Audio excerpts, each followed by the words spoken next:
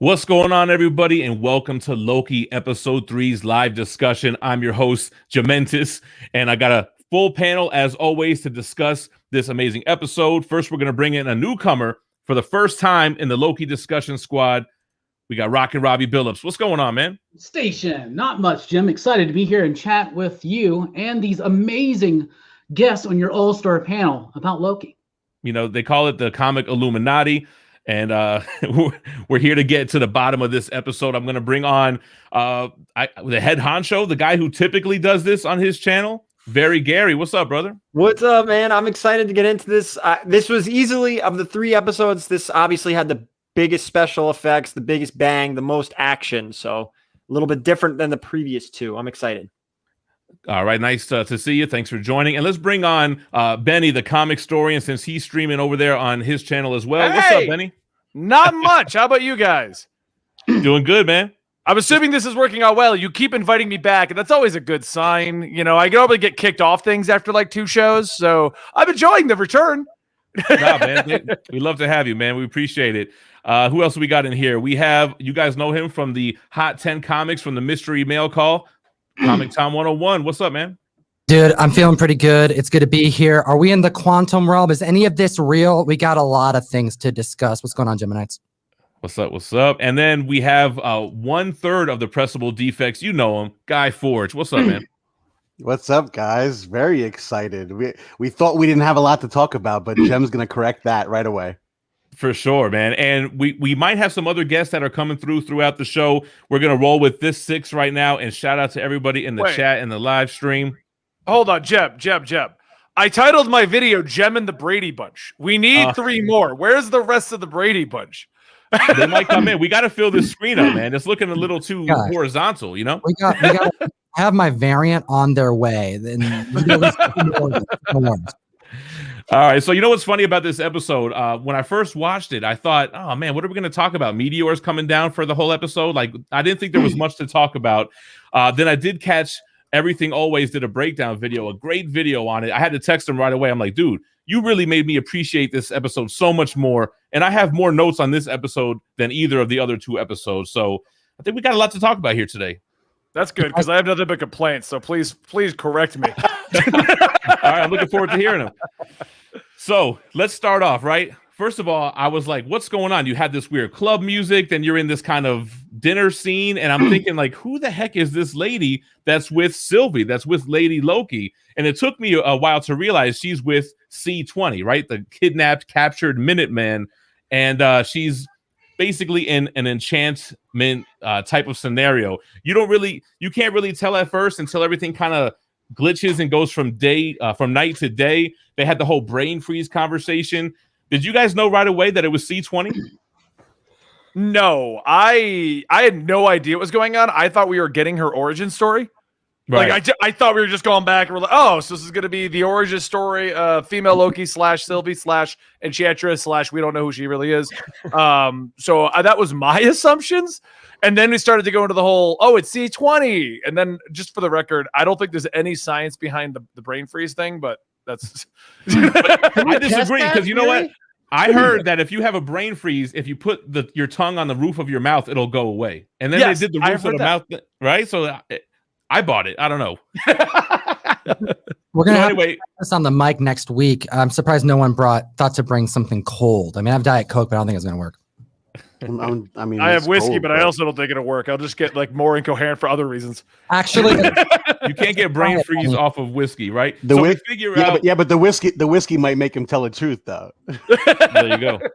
So we figure out what's going on. She's interrogating her in her mind, trying to figure out how many people are guarding the Timekeepers. Where do you find the elevators? We know Sylvie's mission. She's out to get the Timekeepers, which is very Loki of her. That's all that our main Loki wants to find the Timekeepers to get some answers, right? They're kind of on the same page without realizing it. Right. They want the same end game. It's interesting. I want them to pull this off. I want to see these Timekeepers if they are there. If there are Timekeepers. It's 2 Lokis. It makes sense that they have the exact same goal and that they wouldn't trust each other. Like, right. Yeah. Well, what an interesting way to set us up with a false reality. Now, anything we see in this show could be a trick on us from either Loki. And why do I kind of want them to get together? Is that a bad thing? I'm still trying to figure that out. Okay, hold on. I'll be the guy that asks the question because I'm the one that asks all the ones in the CW Flash. If you're getting together with yourself, is that incest or something weird? Like it's just you. It's like some type of stuff happening. Yeah. Here's the real question. Is there anyone else better for Loki to love? Right? I mean, he did say he has to love himself. It's just elaborate masturbation at that point, I think. There you go. I think that's the best explanation for that. I think you got to be a real narcissist, though, to really go through with that. I don't know. I asked myself if I would go through with it. I don't really want to know the answer to that. Do you think that had to have a conversation with people? Was there someone trying to convince him that this was a good idea? And he was like, no, we can't do that. It's kind of like the same question, like, would you take the serum? Would you take the serum from Falcon Winter Soldier? Would you hook up with yourself? That's the Loki questions. No, I would take the serum. There's no question. Yes, I would. On our panel, we Super Soldier, yes. Why is that? I didn't understand why that was a question. Yeah. On our panel, on Very Gary's channel, we were all guilty of wanting to take the serum as well. So anyway, we got the opening credits. Then we're right where we left off with episode 2, which I love. I hate like big cliffhangers, especially in comics when you don't get the resolve like right away. I'm a very instant gratification type of guy. So we're right back at the TVA. And I guess the elephant in the room, no Owen Wilson, no Mobius in this entire episode, which I think was a little bit of a letdown for me. Yeah, I definitely miss him. And I'll say, Gem, with you making that point, that has been the what's the word I'm looking for? But that's been the story with all the Disney Plus shows. They all end with a cliffhanger and they all pick up right away. It's like they're putting a larger, longer movie together and cutting it up in episodes. Yeah. There's no delay. WandaVision felt like a show, though, Gary. Falcon Winter Soldier felt like a movie. I will 100% agree, and I apologize. Other than it felt more like a show compared to these two. You're right, and it did. And honestly, before we even get into grading and all that later, I'm still liking WandaVision more than Falcon Winter Soldier and Loki. So far, I really loved WandaVision. Loki, I'm really enjoying as well. Yeah, but you're I'm right. liking those two more than Falcon. Falcon Winter Soldier for me just really did feel like a long movie, with the story just kind of going all over. Nah, I'm with you, Gary. You said you were digging Loki the best so far, or you still said WandaVision? Well, WandaVision, we had the conclusion. I'm really digging this. I'm excited to see where it goes. We did end up back at the TVA, and this is where I wish Mike's not here yet. He might jump in, but he had a theory on his breakdown that maybe Sylvie worked at the TVA, right? And I thought that was an okay kind of theory, except for the first thing that she tries to do when she gets into the TVA. Do you guys remember? She tries to enchant one of the guards, and it doesn't work. Yeah, her magic doesn't work there, just like Loki's doesn't work. So she also had to find out where they were located. How many people guard them with the elevators.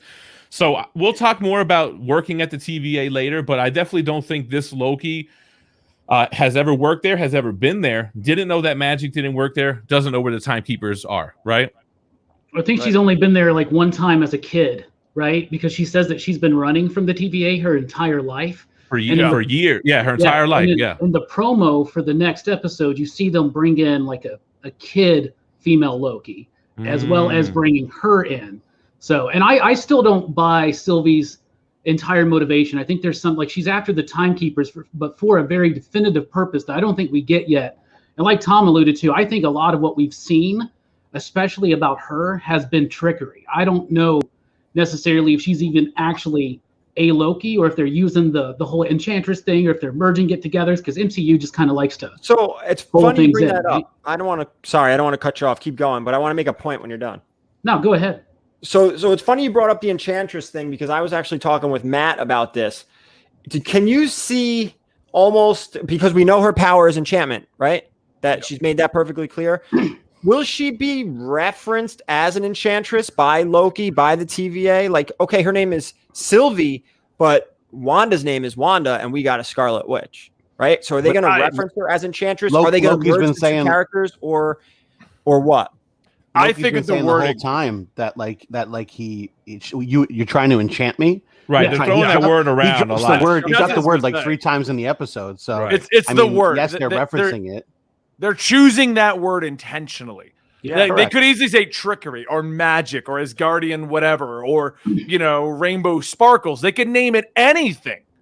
And instead, they chose to go with enchanting. Purposely. Yeah. Either as a red herring or that's the truth, but it's being used intentionally.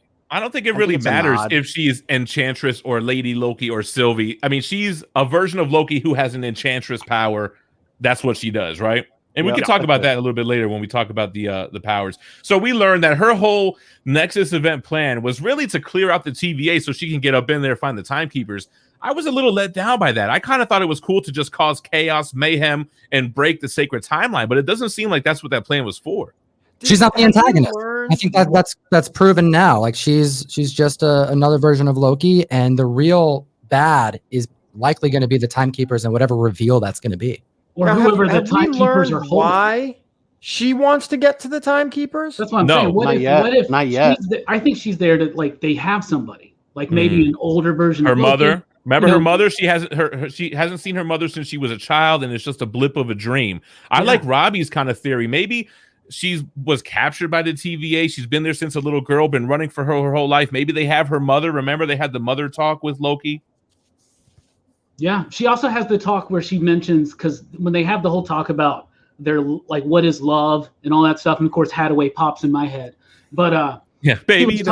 Yeah, right. But she was talking about, oh yeah, I fell in love with the postman across all time or whatever. And maybe that was just a throwaway thing, but I think maybe like they have somebody that she's trying to get. And dude, Robbie, hold on. When she first started saying that, I thought she was joking, but at the end of the conversation, she really had a relationship with somebody throughout either her hiding in apocalyptic events, which could have been for hundreds of years. It may not have been just ever since Loki has arrived there.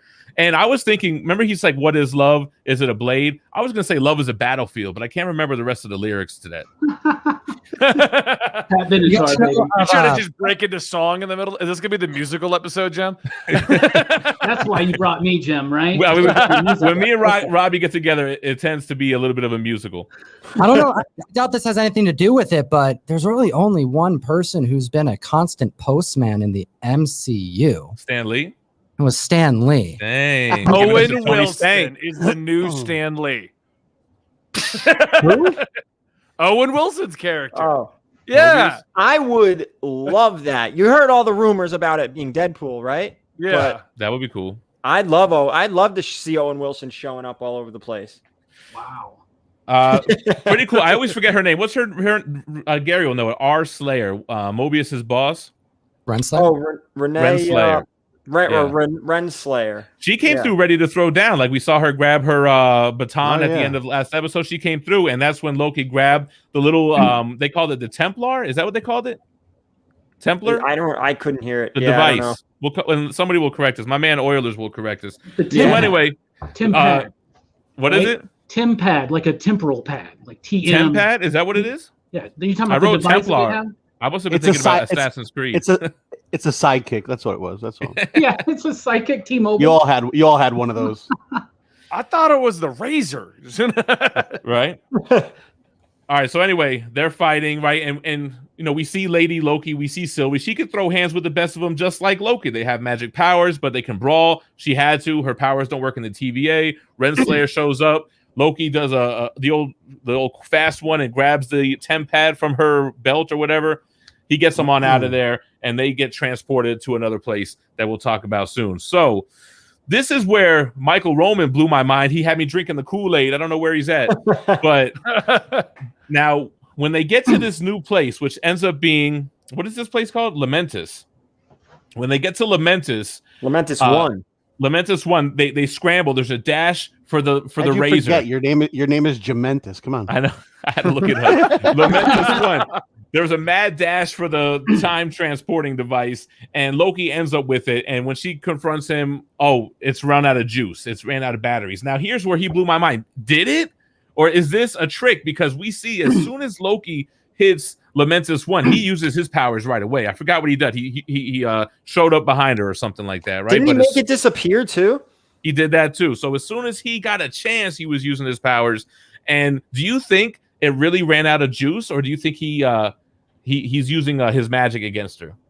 I think he's using magic. You're gonna go further in this to the next the scene about maybe 15 minutes from there. But I'll wait till you get to. I'll wait till you get to it because that has to do with his power too. I feel like the whole thing's trickery he's using against her. Mm-hmm. And it's only because every time they were running anywhere, they would stop and talk. They would stop and pause and look. Like Loki and female Loki, Sylvie, there was no sense of urgency at any point. Loki was not worried at all. And that's one of my problems with the episode, unless it turns into actually being a plot point. Because they're like, oh, the world's going to end. Maybe we could go to the ship. I don't know. Let's walk over there. Like, everyone is so casual about the end of the world is happening, and they're just like, oh, a meteor. Well, let's sneak on there now. They're casual. Yeah, but that's what I mean. So is it in someone's head? Is it fake? Is the whole thing trickery? Well, let me ask you this. Do they seem a little casual because they know the timeline? They know they have 12 hours or something. Didn't she reference an actual point in time? Like, yeah, she definitely knows exactly where they ended up. She scouted all the apocalyptic events, and she's like, you transported us to the worst possible one. She's been there. She knows what's going down. And she definitely seems a lot more worried than him. There was at least 3 times in this episode where I wrote down, Loki is not worried at all. And it's not just because he's drunk either. Like, that's all. Well, he got drunk is showing you he wasn't worried in the first place. I think that's all part of the bit, man. Like, she wakes up, he's singing that song, and there's something weird going on there because it's like she doesn't recognize the song. It's almost like he's testing her. What language was that? Right? That's Asgardian. He was trying to. He was singing an old Asgardian song to try and catch her. I thought he was speaking Hebrew. I was thinking about my bar mitzvah for a minute. Like, this is either Asgardian. But are they in the past or are they in the future? No, they're in 2077. They gave us a date. So there is no Asgard. No, I'm making the call now, Gary. I'm making the call now. They're nowhere. Loki is in her head. Loki's messing with her. That's why he doesn't care. That's why he gets drunk. That's why he changes out of the outfit. That's why he casually is messing with everything and tried to talk to the lady. Everything. It's all him in her head. She definitely reacted in a way that Wanda did immediately when they got out of the train. She like powers up with frustration and shoots it down. Just what kind of started WandaVision. So right before that is not in control. Before, Tom, right before that, when they threw him out of the train, right? And she jumps out of the train, and then he takes the template, whatever you want to call it. And he goes, "Oh, it's broken." But if you notice, I think Michael pointed this out when he takes the thing out and holds it up, it wasn't smoking at first. It was smoking after he took it out. Like maybe he made believe it was broken. Yeah. Like, is it really broken? Like I said, it's all Loki messing with her. It's all lining up, guys. It would make what would make the most sense is that it's Loki messing with her. That makes the most sense. Now, real quick before we get moving, man, big shout out to Nick Barucci, the head honcho over at Dynamite Entertainment, for the $100 super chat. He said, to my boy Gem, one of the best ambassadors of comics, joined by 2 more awesome comic guys, Very Gary and Comic Tom. First of all, we're joined by 5 more great comic guys. But no, thank you so much for coming through, Nick, and thank you for the super chat. What I do want to say about Lamentis, one, as a location in the MCU, I loved it. That color palette, the purples and the violets, and this moon crashing background, down. You see stuff. It was like a Mortal Kombat 11 stage. You got the meteors crashing down. You know what's funny? I don't want to jump too far ahead, but since Guy already took us there, Loki gets thrown out of this fast-moving train. They're heading to the city. Lady Loki jumps out too. She's super pissed off that they got thrown out. Their whole mission is compromised, but then they're just kind of cool with casually walking there. That kind of threw me off a little bit. See, that's what I mean. That was he's about to flip out. See, it's either going to be the worst episode ever, where the actors had no motivation to pretend like they were trying to run, or it's all in someone's head. And right now, I'm saying worst episode ever. But if next episode if next episode Loki shows up. Yeah, they could easily save this. Okay. But if they don't, both actors completely missed the ball on this one. Now, another thing that Michael had in his video that I didn't catch was that Lamentis 1 is a planet in Annihilation Conquest. That I didn't remember. Robbie, that sounds like something you would remember. I'm not the big cosmic Marvel guy, but yes, that was first introduced there, and I think like Nova and a few others had to like escape it or something like that. It's a Kree-centric world, I think so.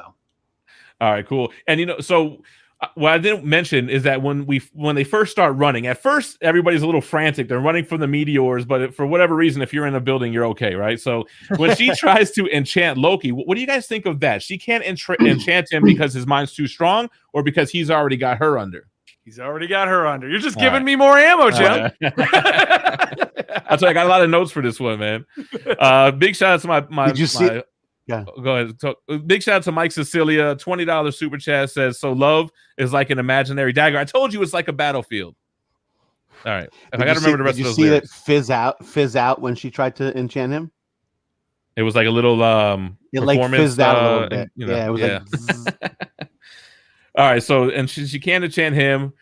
Benny's convinced she's already enchanted herself. How are you going to enchant when you got enchanted already? So Loki seems unbothered. Yeah, that's what I wrote right here. This is where she tells him that she goes by Sylvie. We only really knew this from the end credit scenes from last episode, right? But now she's officially. Why doesn't she go by the name Loki? Why does she hate that name? We don't know. We have to find that out. There's only 3 episodes left, right? Yeah, this is feeling fast for me, man. I could have did like 8 episodes of this. I don't know. We'll have to see how it plays out, but. We should so anyway, get a lot in these last 3. You would think, right? You would have to. We still kind of need an antagonist, don't we? Do you think that? Yeah, well, I think it's the Timekeepers, bro. That's the bad guys. It's Loki. I think the bad guy's Loki. Our Loki. Loki. I know a different Loki. I think it's our Loki. I think it's the Loki that she's trying to save. Like there's an actor. You think it's old man Loki? I think it's old Loki. They're pulling a lot from the Agent of Loki book or whatever, the Agent of Asgard book, right? Yeah. And there was the old Loki was in there to make sure that young Loki could never go through like this redemption arc or something like that. But they've got the dude, cannot remember his name. It's Richard something. It's a British actor. He was the bad guy in Hudson Hawk, the Bruce Willis classic. But he's in upcoming episodes, and he could just be like the head of the TVA or a timekeeper. But he wouldn't be a really good old Loki, like for real. And so like I think that Sylvie in the comics was like a human that like Loki like gave powers and made her the new enchantress or something. So they could just be pulling that name just so it's not obvious, like Amora or whatever, But I think that I think the big bad guy's old Loki. I think that dude may be playing him because it's just so spot on. I think the Timekeepers and the Kang stuff is a mislead, kind of like Mephisto was in WandaVision. Good call. Big shout out to Empire Comics for becoming a member. And real quick, Wayne Watts with the $5 super chat saying, I'm not saying that it's bad. I'm sure it'll get better, but I'm sitting over here like bring on Moon Knight. I think we all want to see Moon Knight. So yeah. I'm digging Loki, man. I'm an easy guy to please. I think I've said this before. Like, I like bad movies. So, like, when it's decent, I'm really all the way in. So, anyway, they head into the deserted town. They're trying to find a way to recharge the device, the temp pad, whatever we're calling it. They run into this old woman who's riding out the apocalypse in her house with a super powerful gun. I thought they were going to use whatever was powering that to power the temp pad. But anyway, I feel like this is where Lady Loki finally lets her guard down a little bit. When she gets blasted away, when Loki impersonates the old woman's husband only to compliment her more than he ever really would, so she blasts him away. And that's when she kind of lightens up a little bit. That's, I think, where we get a little shift in the dynamic. I did enjoy that because it reminded me of me and my wife's relationship. I just want to throw that out there. Like, don't pour it on too thick. She'll know it's a fake right away. Exactly. If I get up there and I start like buttering her up, she'll be like, "What do you want? What do you want?" Are we sure we're throwing out the Kang or Immortus theory? See, Gary's not ready to let that go. I'm not ready to let it go. I agree with you, Gary. I think Kang is going to be the big reveal at the ending. I don't think he's going to be the big baddie here because they already have him planned for the other show. I think he's going to show up. What about, let's say Kang. Is it Kang or is it Immortus? Because I'm still hoping for Immortus. Kang's more popular, right? Yeah, Kang's more popular. More visually striking. And if they are going to do a Kang reveal, I think he's the middle timekeeper they keep showing. It just looks like him.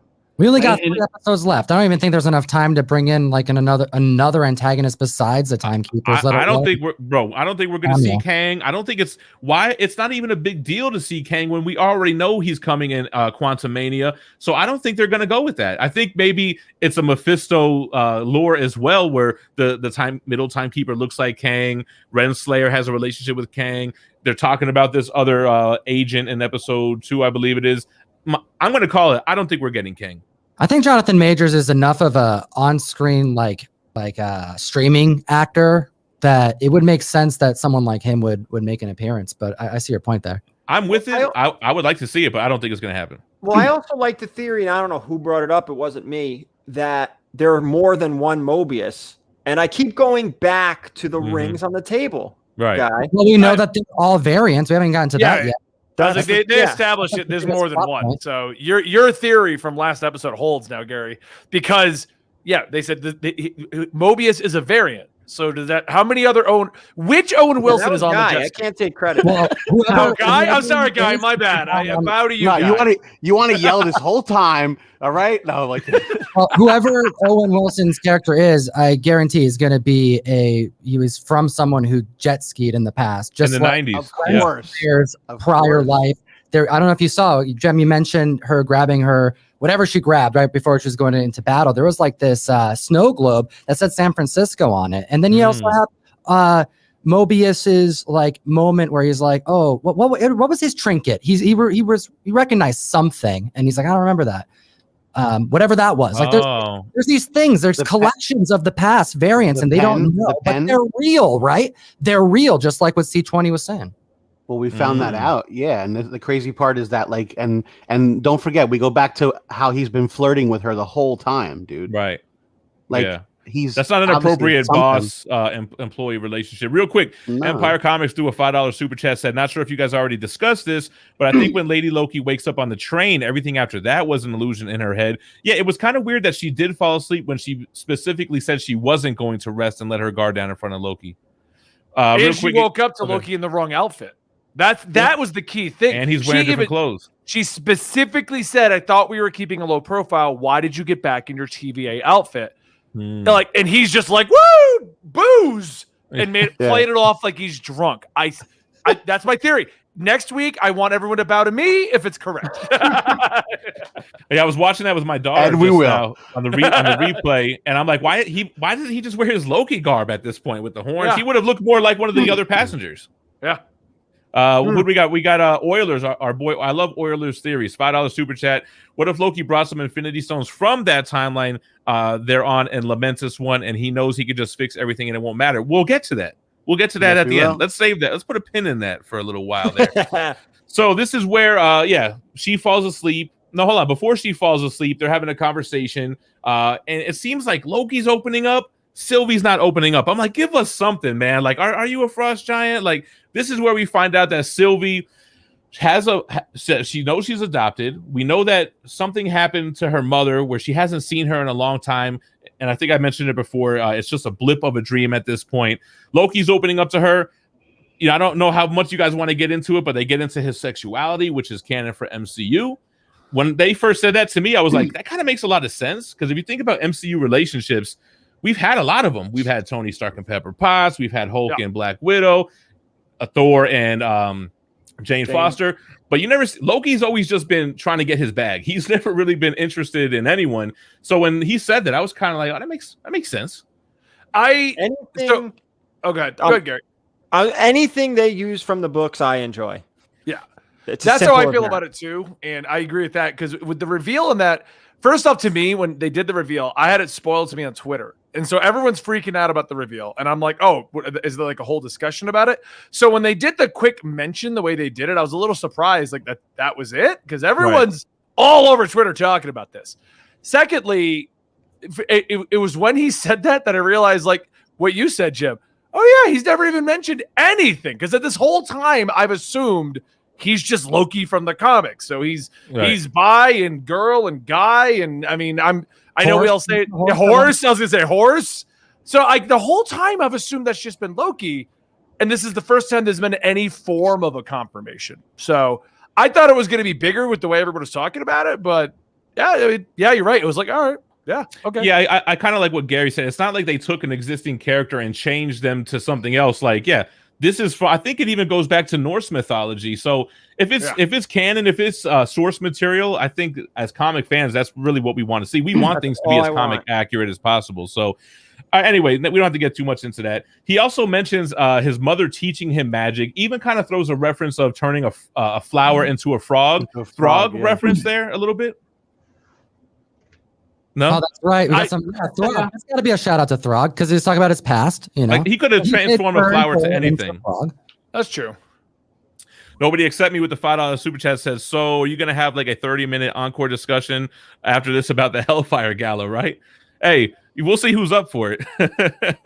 I swear you were in that, Gem. You're in Hellfire. You know what's funny? It pissed me off that when I was doing the review of the X-Men issue, I didn't mention that Kevin Feige was in there. You know who was in the Hellfire Gala? And it's probably who you think. I thought it was the guy, the comedian Fluffy. What's his name? I thought it was you. I legit, because someone tweeted me and said that they put me in the Hellfire Gala. And I'm like, where? They're like, oh, you look like Colossus. I'm like, well, I guess that's cool. And I'm flipping through and I'm like, no, that's Gem. Gem got himself in the Hellfire Gala. I'll take it. I have to reread it. Anyway, so Loki's mother teaches him magic. Sylvie says her mother taught her magic. Mentions the postman relationship. We kind of talked about that. So then Loki gets drunk. What's funny is he takes the champagne, she passes, but she's the one that passes out. That doesn't really mesh together, right? Gabriel Iglesias. At this point, he takes her champagne too. Right, that's what I'm saying. At this point, if this isn't an illusion, it's a pretty weak episode with a lot of. I don't want it to be an illusion, and now I keep hearing all these screw ups and different things. I'm like, crap, like it might be an illusion. What blows my mind about this and looking at it as potentially a weak episode, at no point did I feel like this episode was in there for a purpose. Like, it's not like, oh, this episode's entire purpose was exploring his sexuality. This episode's entire purpose was exploring her origin. Like, nothing happened in here where I could go, okay, their behavior makes sense because the episode's purpose was to establish all of this other stuff. Because nothing is really fully established at Ward's episode. Okay, I think I'm going to disagree a little bit. This episode was built to build the relationship between Sylvie and Loki. I want to let you go, Tom, but I keep wanting to call him Gary. I think it was Loki trying to get information on Sylvie. Tom, you were going to say something. I was just going to say I think the fact that we know that now all these individuals in the TVA are essentially like slaves, pretty much. Like they have no idea why they're there. They were plucked from their timeline. Well, they think they were created by the Timekeepers. They think that they're beings of the TVA. But they're not. And so they're living in a facade, just like this entire episode was. Loki, you see how Loki was taken back so much by that, and he was like, "Wait a minute, what?" He was like, "They don't know that. They don't know that." I liked his realization because I felt like it was us, the fans. They don't know that. Yeah, that's true, man. Well, it's cool because it goes back to the rings again now too. On the table. But look, doesn't that show you that how can Loki be a villain? He was like legitimately concerned that these people are working there, not realizing that they had prior lives and that they're just variants. Or now he realizes that that's his way in to get Mobius to work for him. Because once Mobius realizes that he's a variant, then that could be what gets him out of there. He just wants to go back to the 90s where Josta exists. Oh, that Mobius variant is turning. You know that. Or hold on, Robbie. Or it gets Mobius to finally bring Loki to the Timekeepers or whoever is running the show at the TVA. Yeah. So that's funny. I wrote Sylvie wakes up and finds Loki out of character. What I meant to say was out of the guard, character and dancing and singing. But it's funny that I'm reading back out of character. Like this isn't real at all. He smashes the glass like Thor. He'll have another. I thought that was a nice another Thor callback and tied right into Rick and Morty. If you guys caught the Mr. Nimbus episode, that shit was hilarious. They did the same thing in that episode. Controls the cops. That's it. He controls the cops. And then I wrote again. Loki doesn't seem to be worried about their situation. This is where Sylvie mentions spending her entire life running from the TVA. I had to rewind on the second playback. I was like, wait a minute, what? You've been running from the TVA for your entire life. I mean, she did have a lot of those reset things, man. Yeah, look how crazy that plan was. I mean, she collected those things for how long? Yeah, but what's weird about how time works different at the TVA? It could have been a year. It could have been 100 years. How long have they been hunting her down? We don't know. What's something that, because I wasn't really thinking too much about this all being just something that Loki created, but the fact that the first thing she said is you picked the absolute worst apocalypse. Like, what are the odds of that? And we also know that Loki through and learned about all the apocalypses or apocalypse or whatever it was. Right? So, Apocalypses. Yeah, there shouldn't even be a term for multiple apocalypses because that's just a terrible word. But yeah, that's a good point. He studied them. Yeah, good point, Tom. Okay, It's all from her head. It's all an illusion. We need Michael Roman, man. Where the hell is he at? Here's a question: is it possible that they're not actually at an annihilation apocalypse type event, and Loki knows that, but she doesn't because she never stuck around to see if it actually plays out? Ask the guy below you, Tom. Gary. Ask the guy below you. No, it's just an illusion. Well, that actually ties into the ending of this episode, so we'll get to that. So anyway, Loki's acting a fool. He gets kicked out of the club, thrown out the window. Very dope fight scene, though. I mean, Loki's kind of doing Mortal Kombat 11 moves, like Shang Tsung type of green blast. I was kind of surprised Sylvie took off her crown and used it as a weapon, and now she doesn't have the crown. Been, man, because Loki did that too. He's battled his crown. Yeah. They were doing the same moves, mirroring each other. I think that's probably my favorite part of this episode. That was dope. They're kicking this style, Dressable Defects giving a shout out, sneaking in the chat here. So yeah, then I mentioned this. So he gets thrown out the window. Sylvie jumps out the window. She's pissed. The Templar I wrote, I don't know, that's not what it's called. Is broken on the ground. She's given up. She screams and lets all of her rage and emotion out. And Loki doesn't seem to be that worried. So again, just beating a dead horse here. So then she tells him, like, he's basically like, look, what happened? What's going on? What's going on with the escape arc, Noah's Ark over there? And she's like, well, it never really gets away and everybody dies. So then the new plan is, all right, well, let's go hijack the ark and get the hell off of Lamentis 1. So then they casually walk, I guess, to the city that's super far away, but they end up getting there. Again, the CGI was dope, man. I love the city. It was like this neon vibe. The color palette was awesome. We start getting what was mentioned in the beginning when she tells him about Lamentis 1, about the earthquakes and, of course, the meteors, the moon or the planet breaks in half and they all start crashing down. And for some reason, people are still trying to do their job and prevent people from going places. Like, dude, who cares, man? I thought that was kind of weird.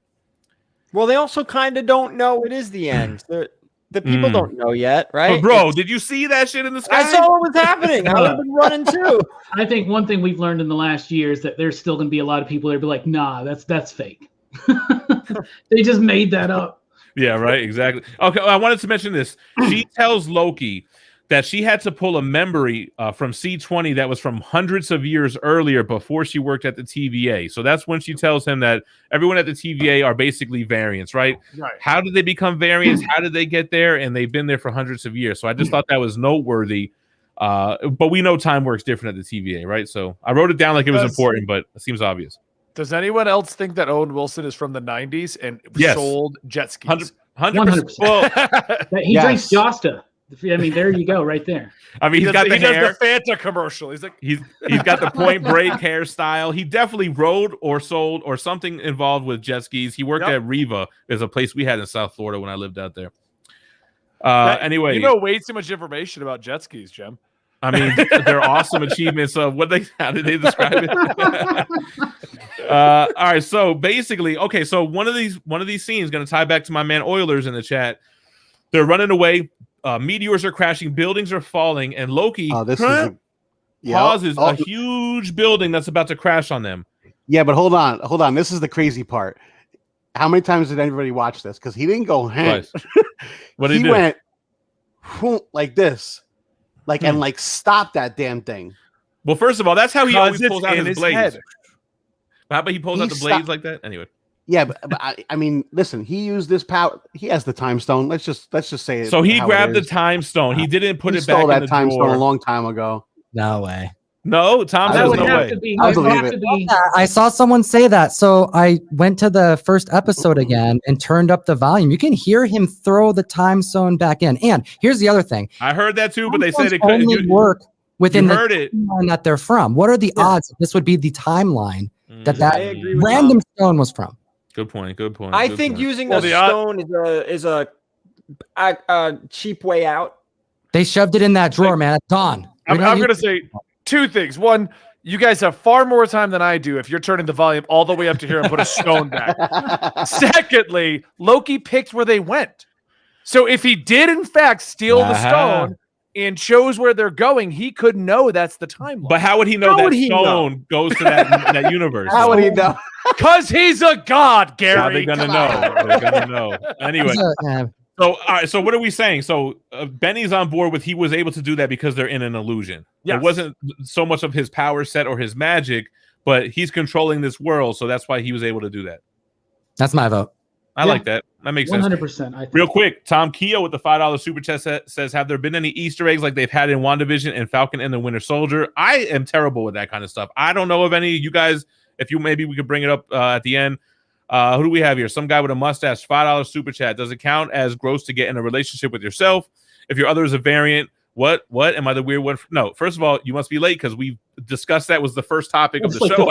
He asked it on my side too. Oh, okay, no, that's funny. No, I think it's right up there with would you take the serum or not? I think maybe people will say no, but if it came down to it, it's probably your best mate ever. No, anyway, I'm down at this point. Whatever. I just want to know if the female Gary variant still has long, luxurious no, she has hair. short hair. That would be how it goes. That would be. All right, so to wrap up this episode, they finally get to the arc. This is what I think happened. Correct me if I'm wrong. They get to the arc. It's destroyed. There's no hope. And Lady Loki, Sylvie kind of just walks away in disgust. And then that's it. That's the end of the episode. No after credit scene. That's it. That's it. Because it's in her head. I mean, I could just say this over and over and over. I mean, so how pissed? Right, can I break this theory down a little bit? Should I give you the floor? Should I make you large here? Or? No. It's not. It's nothing crazy like that. But have we ever seen Loki with that ability? No, I don't think so. Right? Let me counter that. Let me counter that, Gary. Let me counter that, Gary. We have actually. When his mother dies, he uses almost like a force push to the entire room. That's one time he's done it. Well, hold on. I got a better way to look at this. In the mind, he pushing something out. That's what he did. No, he's talking about the mind thing. The mind, the illusion in her head. Well, here's what I say about that, though, Gary. But Tom, you're right. In the cell, when he finds out she dies, everything gets destroyed. Yeah, but look at it this way. We clearly know Thor's power set. We clearly know Captain America or Hulk or Thanos. What if they ever sat down and said, "My brother can do this"? They've never said what Loki can do. He has Asgardian magic. What does that mean, Gary? What does that mean? Well, you know what? Now I'm thinking. Let's go back to Thor 2, right?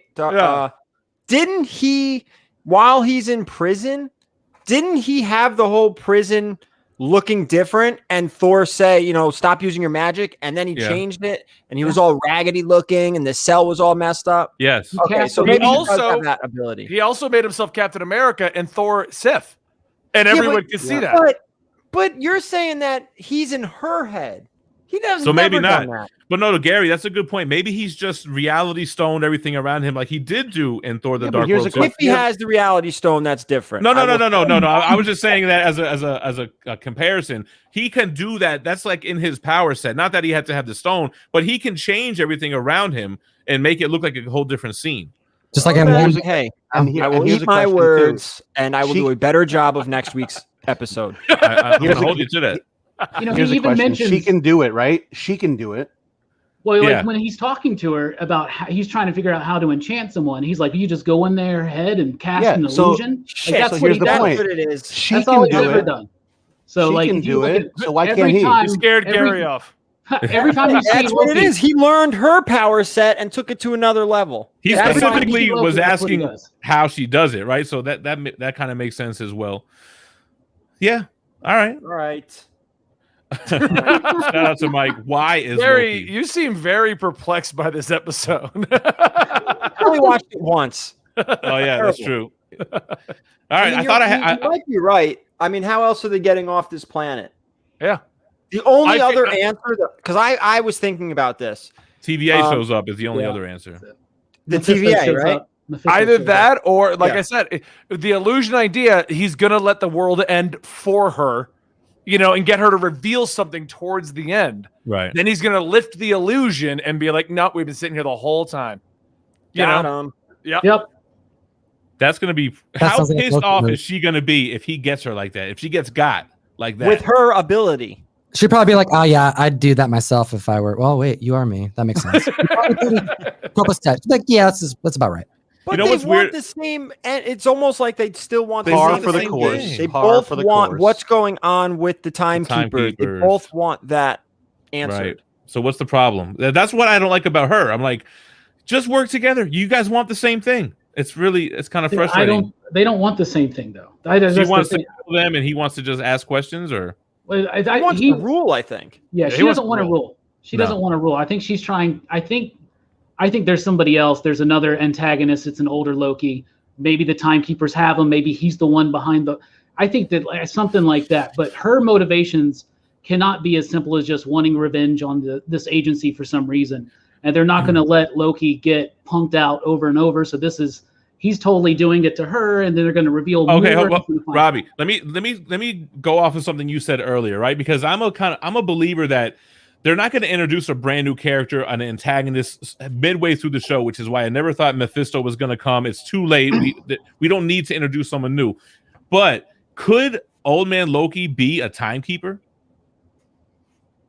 He could be. He could have worked his way in. I don't know. Working for the Timekeepers. Could all three? Why the Timekeepers are like so fine with them living? I mean, why have these individuals on their team in the first place, and why allow our Loki to live when they cause such trouble? You know, maybe there's some type of connection there. I feel like the villain of the series, throwing another theory out there, is going to be Loki, because we keep talking about the Timekeepers. We've been talking about them now for 3 weeks, and we have not seen anything on these Timekeepers. And like you just said, Jim, it's a little late to be introducing someone. We have 3 episodes left. Unless we're going to establish them and build their characters up next episode, I think they're going to be a footnote. They don't even matter, because the villain is going to be Loki when he gets in there, who's now like, well, now that I'm a Timekeeper, I can fix it all. Very similar to our Loki.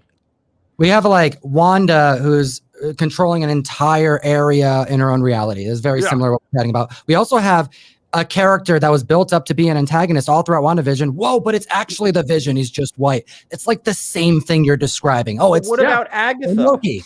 It's a different about Agatha. But Agatha was there the whole time, and that's why it was her all along. And that's what I was saying. They already had Agatha. They didn't need to have a puppet master behind her. I think with Loki, it works out because they're playing with variants, and we know we're going to get other variants of Loki, whether it's the president, the younger girl, or whatever.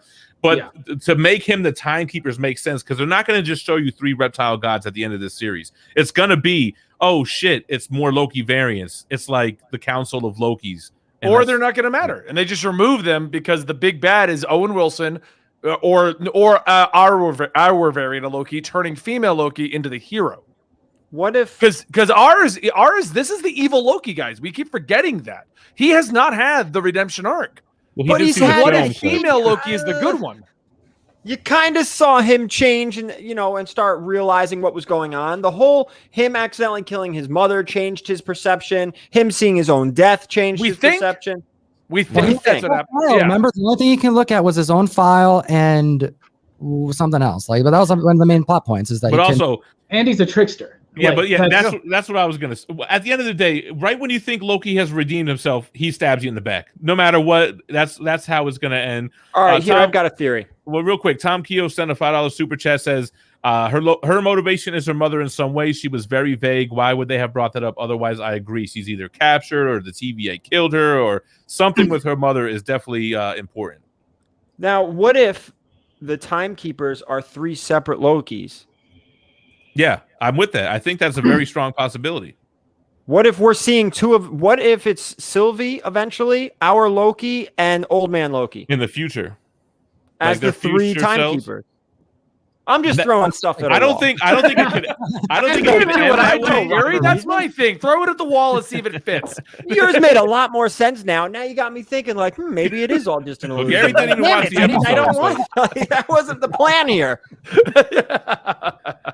Oh man! So all right, so let's start wrapping it up here. So Robbie, you weren't in the episode 1 and 2. We all kind of ranked these episodes on a scale of 1 to 10. First of all, because we haven't really talked to you about any of these shows, you've been watching all of the Disney Plus MCU shows? No, this is the only episode I've watched. No, I'm talking about WandaVision. I'm just kidding. Falcon, No, yeah, I've watched them all, man. I've watched them all. So far, like WandaVision, like what's been your favorite so far? Were you more of a WandaVision guy, more of a Falcon Winter Soldier guy? I mean, they're different things, but I like WandaVision a little bit more because I just like the work that they did with the characters towards the end, especially. So okay, I like that's more of my speed as well. So on a scale of 1 to 10, how you feeling on this episode? Is it something that you're able to quantify? Yeah, I mean, I like this episode. It looked beautiful. That planet looked amazing. The color palette, the music in this episode in particular was amazing. The performances are great. The interaction between the two Lokis was great. All the teases. I love things that get us to talk and sit and think about what's going to possibly happen, even if we're super wrong or even if we're super right. So I would say I would give this one, I think it was one of the weaker episodes of the 3 so far, but I would still give it like a 7 out of 10. I respect it. I like that. Gary, what do you got? Go ahead. Did you want to cut me off? No, I'll wait for my turn. I'm going to blow all your minds. He's ready. He's going nuts I'm over ready there. to blow your minds, but here you go. Damn it. Then he's about to be like, guys, but what if it's not real? Okay, all right, hold on. What if Let's this was blow your Agatha? mind. Wait, and then wait. Do you think it's an illusion? Yes, I do. No, hold on. I'm gonna agree with the Timekeepers Loki theory, but I am gonna throw this out there. I think we've already seen the Timekeeper.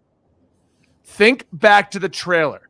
President Loki showed up. What if it wasn't President Loki? He says one line, "Come on, it was me," or something along those lines. What if that was the Timekeeper reveal? The Timekeeper is President Loki in an alternate timeline. You know, I haven't seen any of the trailers. So I don't watch the trailers. I haven't watched them either. I just saw the then I'm picture. blowing your mind. That happens, as you know. Also, in the trailer, they also say comic historian's the best. I don't know why they put that in a trailer. You guys should watch it. I thought that part was random in the trailer. I really did. I was like, that's Gary, what do you got for us, man? I think I liked this episode a lot more before we did this. So I'm going to go a little lower. I'm going to say this, though. We got a lot of Loki and Sylvie's interaction. As cool as it was, as the action scenes were, I still don't think it holds a candle to Tom Hiddleston and Owen Wilson's interaction. Yeah. This episode for me as well suffered with the lack of Owen Wilson. Owen Wilson and Hiddleston together is awesome. Well, Garrett, not to take anything away from the actress. Hold on, guys. Sylvie. I think we all got to give the episode 10s now. We got 10 out of 10, easy. There we go. Couldn't have done any better. Yeah, not to take anything away from Sylvie, the actress who plays Sylvie, but like you have two top actors going. You know, when you have Owen Wilson and Hiddleston together, and you notice dude, come on. I mean, the quality of acting is ridiculous. So, yeah. Fantastic. So, Guy, we're on you then. What do you think? What do you give it out of 1 out of 10 with Marvel in the chat? His number, man. Wait, what's your number? Gary, give his number. Oh, Gary's not done? He's stalled. Gary, I didn't even interrupt you. Jim interrupted you. I'm a mess over here. I don't know. I really, really like this episode. I got the comic historian screwing it up for me. Like, totally screwed it up for me. I loved the action. I loved the scenes, the atmosphere, the sound, the music, like you were saying.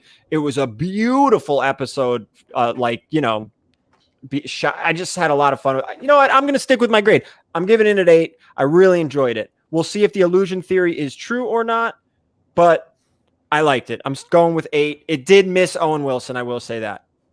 I think the episode would have been stronger if they had Owen Wilson if they both got through the portal with Sylvie. Well, that could be episode. Cool. Episode 4 could have the trifecta there going on, right? Yeah, because it's hard to cast an illusion on 2 people, right? So. Especially Thank you, Robbie. I like you, Robbie. That's what I'm saying. Guy, what do you got for us, man? I'm just scared over here. I don't know what. You know. No, listen. They did a great job. I mean, we can talk about the cinematography. We can talk about the music. We can talk about the dialogue that we needed to go to the next episode. I think that's what this was. You needed a lot of this to build up to what we're going to get. I think sometimes we sit back and we forget some of these other shows are good shows, and they're developing characters and stuff like that. But I think this particular show is supposed to develop the rest of what we're going to see in the movies. Yeah. Like that's what we're getting. We're getting an explanation as to why things are going to happen in Doctor Strange, Spider-Man. That's the point of this show, and I think they've said that. To your point, it also gives us an explanation of what happened in past movies like Endgame, with where the hell did Loki go? So to your point, correct. Yeah. So this is explaining a lot, and I understand that it's taking now a while to do it. This is the first episode we've gotten out of I by the way, on our show the other day, I said Jay would give it a 4. So I can't wait to see what he gives it. No, because I know we weren't getting Owen Wilson too, which that's the reason. I mean, Jay gives it a higher grade because it has Owen Wilson in it. So hey, Sony Pictures, very good. I don't know if those are real now. We're excited. I gave it a 7.5. I think I'm a little bit lower than what I was last week, just because, again, I don't think it was as impactful in front of us, but I think it's going to be impactful going forward. I think the messages that we're getting and the information that we're getting is going to be more impactful going forward. But we didn't get it at face value. Like, oh my God, a punch in the face. Here we go. We're getting bits and drabs and little things helping us move forward to the next. I think you're going to get it in episode 4. I think episode 4 is going to give us a jump start to what we're wanting. Yeah, definitely looking forward to episode 4 for sure. I definitely like our man. What is this? Randoon's Omen.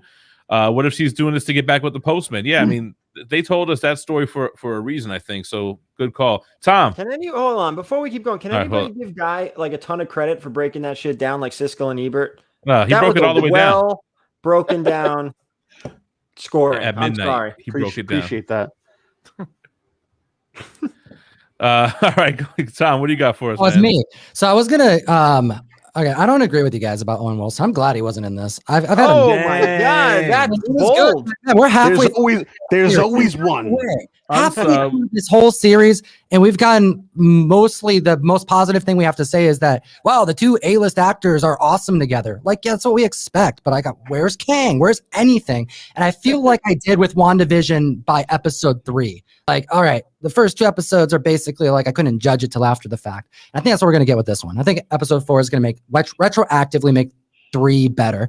And I would have given it a lower grade because the narrative hasn't really moved that much. I like some of the reveals, but I'm going to keep it around the same as I did last week to an 8 because I think I realize why I like these Disney Plus shows with this particular episode. And I haven't been able to put my finger on it until I think this moment, because what we've seen is a smaller budget. And what does that translate to? Smaller sets, practical effects. It looks tangible. We're talking about the cinematography.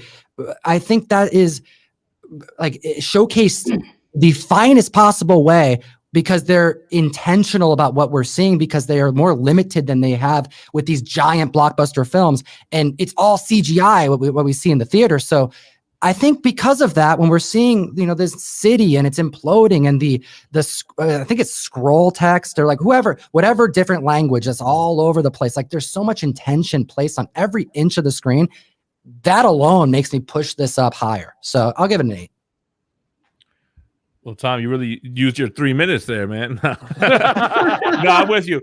What's interesting is if they have a lower budget than a movie, and this is essentially a 5-hour movie with all 6 episodes. It's like, yeah, do more of that then. I thought that the set was amazing. I loved what they did. I thought the CGI was good for the background and the meteors and the Mortal Kombat 11 and all that stuff. So awesome. I'm with you on that, man. Benny, what do you got for us? First off, Tom not wanting Owen Wilson there. I just got to say, wow. Yeah.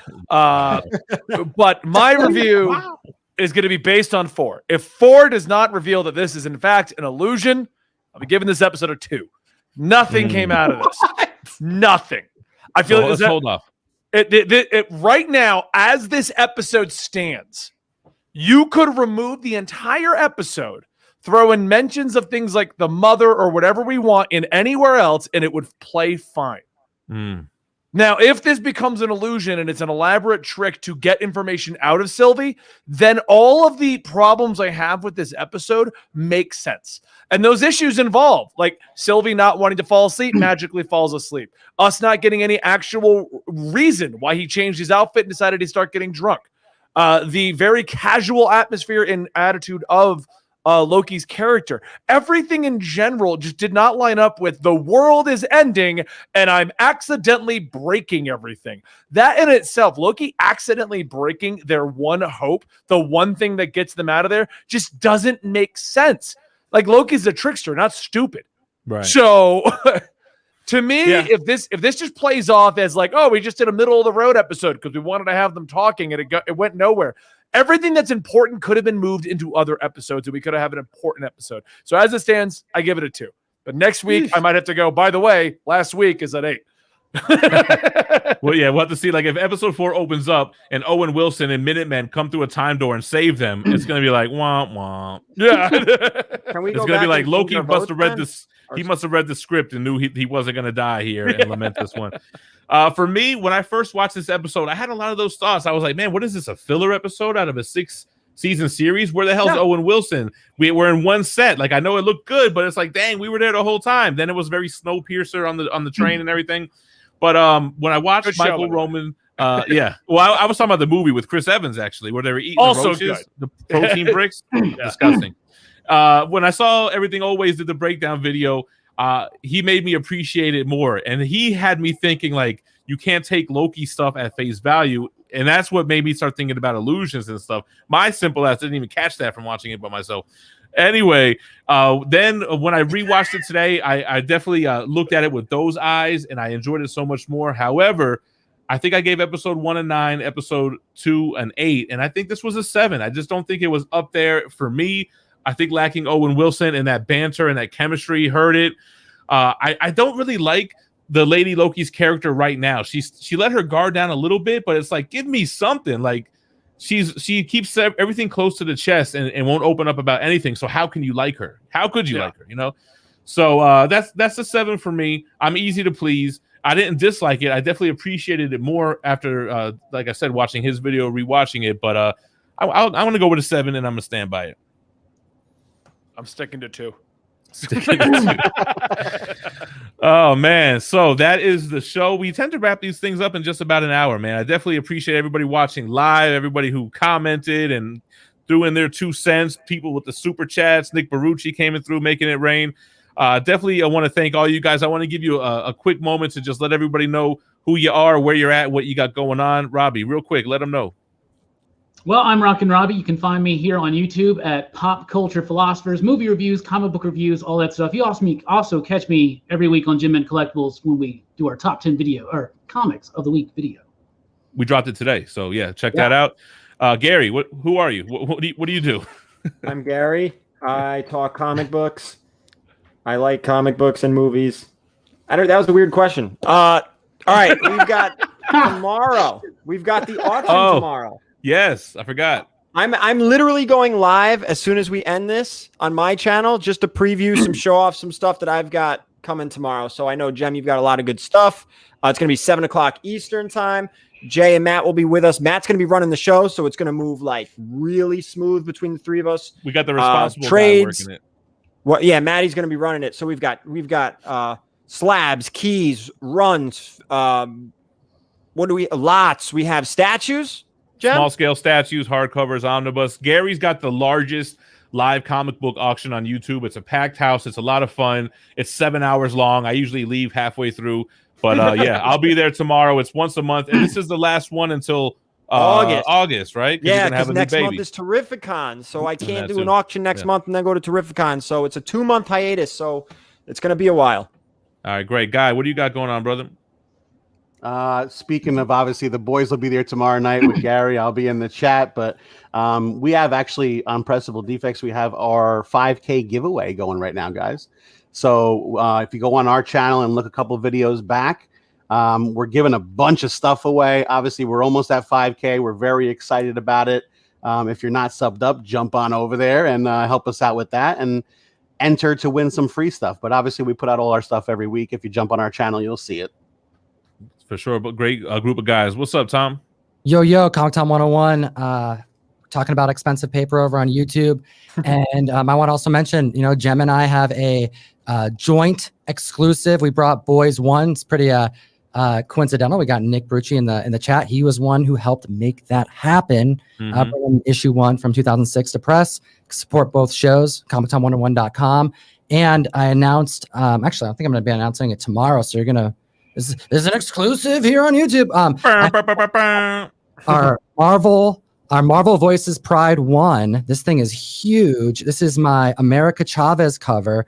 We printed, we think before damages, we're right around 2,100. It won't be one per box, but we definitely have a lot of these going out. $10 MSRP. So a chance at more than one exclusive. I'm also doing a kids comic in every single box starting in July. We're bringing 3,000 children's book to press to invest in the next gen readers. It's gonna Tom, can I ask you one question about that? Because you said this to me and I wanted to make sure you get it out because I've had people ask me about it.